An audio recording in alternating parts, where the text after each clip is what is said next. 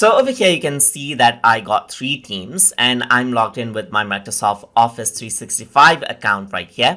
And that is why you can see the teams option on the left. So over here, you can see the teams that I have right here. And if you want to, let's say, for example, hide a particular team, then you can go around and hide the team right here. So you can click on the 3 dot icon, hide the team right here, just like this. And it goes under the hidden items. You can also minimize this if you want, as you can see. So let me just expand this. And from the hidden items, let me just go around and click on show. And it goes back on the top, as you can see right here.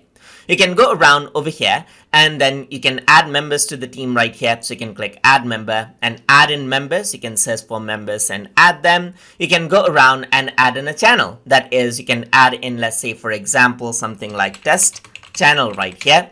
And this is like a subcategory within the team itself right here, which you can use for specific conversations and specific tasks. So there is one channel and there's general channel over here as well. So let me just go around and click back right here. And then if I were to click on 3 dot icon, you can also see that you have an option to leave the team right here, just like this, and simply leave the team right here. So in this case, what happens is you're completely out of the team and you have completely deleted the team. The team is still there, but you just have to rejoin it. And that is how you can manage out your list of teams. So hope you guys learned something as always. And as always, please like, comment, share, and subscribe.